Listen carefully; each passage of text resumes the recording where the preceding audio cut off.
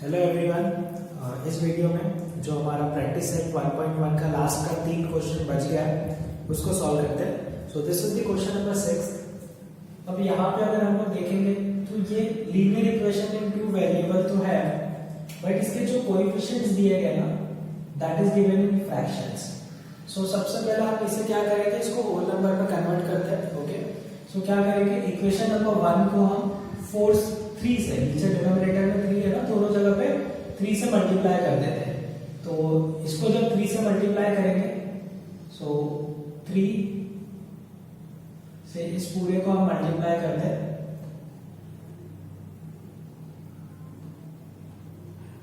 Okay, so this 3 and 3 will get cancelled out। ये 3 अंदर जाएगा, सो 3 से 3 कैंसिल होके ये x आ जाएगा। ये 3 से मल्टीप्लाई होगा 3y and this is going to be 10 and let's take this as equation number 3। ठीक है, सो क्योंकि इसको सॉल्व करना ज्यादा इजी होगा।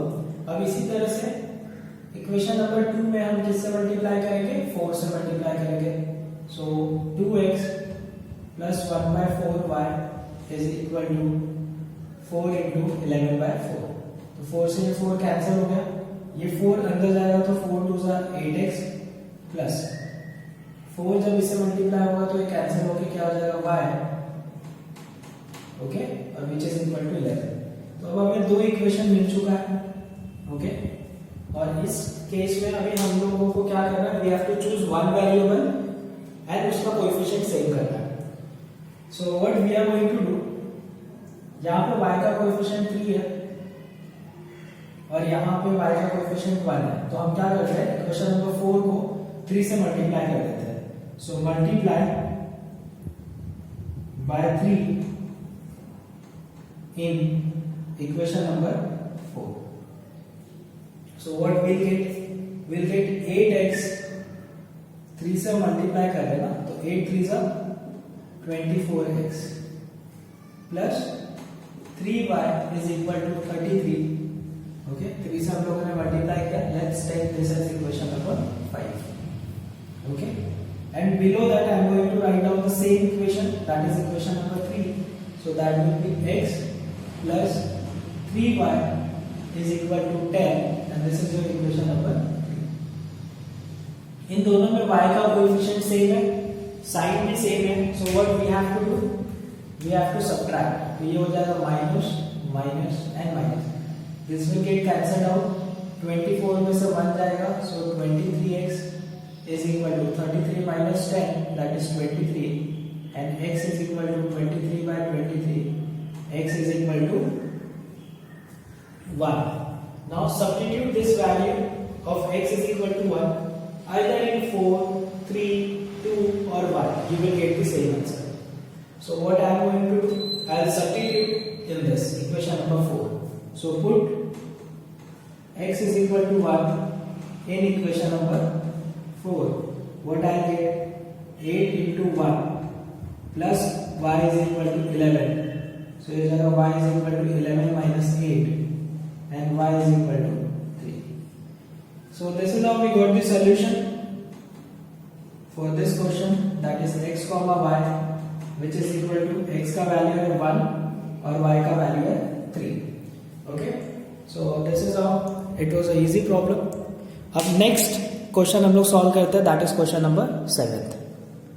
क्वेश्चन नंबर 7 एंड 8 दिस ये दोनों क्वेश्चन एक जैसे हैं। Okay, so see how to solve such kind of problem. यहाँ पे अगर कोएफिशिएंट देखोगे तो काफी बड़े बड़े नंबर है, उनका मल्टीप्लिकेशन उनको सॉल्व करना बाय द कन्वेंशनल मेथड जिससे अभी तक हम सॉल्व करते आए विल बिकम लिटिल ऐसे।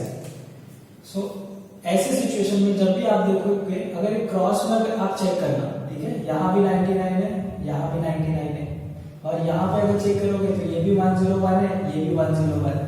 जब इस तरीके का पैटर्न अगर हमें मिलता है, ठीक है, कि क्रॉस में वैल्यूज सेम है, ठीक है, बट मेक श्योर कि x के नीचे x लिखा हो और y के नीचे y लिखा हो। तो ऐसे सिचुएशन में अगर क्रॉस में कोएफिशिएंट्स जो दिए गए मैग्नीट्यूड वाइज अगर सेम होता है, so there is a pattern to solve such kind of problem. आपको इन दोनों इक्वेशन को एक बार ऐड करना है और एक बार सबट्रैक्ट करना है, ठीक है। तो सबसे पहले हम क्या करेंगे, ऐड इक्वेशन 1 एंड 2। तो हमें क्या मिलेगा, 99x plus 101y 499 101x plus 99y is equal to 501. This is my equation number 1. Equation number 2. इनको हमें ऐड करना है, तो ये कितना हो जाएगा 200x plus 200y is equal to, ये कितना हो जाएगा 1000.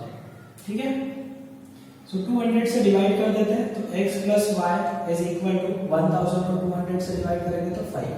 And this is my equation number 3. सो एक बार हमने ऐड कर दिया और हमें एक इक्वेशन मिल गया. अब हम क्या करेंगे, सबट्रैक्ट करते हैं 1 minus 2. सो हमें क्या मिलेगा 99x plus 101y is equal to 499. 101x plus 99y is equal to 501. This is my equation number 1, equation number 2. और यहाँ पे हम क्या करने वाले हैं, सबट्रैक्ट. तो साइन चेंज कर देते हैं. 99 में से 101 जाएगा तो माइनस 2x. यहाँ पे 101 में से 99 जाएगा तो 2y. और 499 में से ये टर्म जाएगा तो माइनस 2. सो एक काम करते हैं, 2 से डिवाइड करेंगे तो हमें मिलेगा minus x plus y is equal to minus 1, and this is my equation number 4. Third तो हो चुका है, so this is equation number 4. So जो क्वेश्चन इस तरीके से दिया जाएगा उसमें ये हमारा पहले स्टार्टिंग का स्टेप्स होगा. ठीक है, जहां पे हमें एक बार ऐड करना है और एक बार उनको सबट्रैक्ट करना है. अब इन दो स्टेप के बाद जो हमें दो इक्वेशन मिला है, इनको सॉल्व करना is comparatively easy then this, क्योंकि यहाँ पे कोएफिशिएंट छोटे छोटे इजीली सॉल्व हो जाएंगे. तो इन दोनों को सॉल्व करके जो हमारा एक्स वाई का आंसर होगा that is going to be the answer for this question. तो हम क्या करते हैं, थर्ड और फोर्थ को अगर ध्यान से देखोगे तो एक्स का कोएफिशिएंट 1 है और यहाँ पे भी माइनस 1 है. तो साइन भी चेंज है, मैग्नीट्यूड वाइज सेम है. तो थर्ड और फोर्थ को हम ऐड कर देते हैं. So add equation number third and fourth. So third क्या है, x plus y is equal to 5. Then minus x plus y is equal to minus 1, that is equation number 4. So this will get cancelled out. 2y is equal to 4. Y is equal to 4 by 2. So y is equal to हमें क्या मिला 2. अब y is equal to 2 हम लोग क्या करते हैं, equation number 3 में रख देते हैं. So put y is equal to 2 in equation number 3. So हमें क्या मिलेगा, x plus 2 is equal to 5 and x is equal to 5 minus 2 and x is equal to 3. Okay, so I can say solutions or solution x comma y is equal to 3 comma 2. ठीक है, so this is how we'll solve such kind of problem. तो ये pattern को हमें याद रखना है कि अगर जब भी क्रॉस में मैग्नीट्यूड सेम हो, so first we have to add then we have to subtract. और इन दोनों से जो हमें दो नए इक्वेशंस मिलेंगे उनको हमें सॉल्व करना है and answer will be easy to get. Question number 8 7th के सिमिलर ही है, क्योंकि यहाँ भी अगर हम लोग देखेंगे तो पैटर्न वाइज अगर इफ वी सी तो क्रॉस में कोएफिशिएंट सेम है मैग्नीट्यूड वाइज. ओके, यहाँ पे माइनस हो या प्लस हो उससे हमें कोई अभी प्रॉब्लम नहीं है.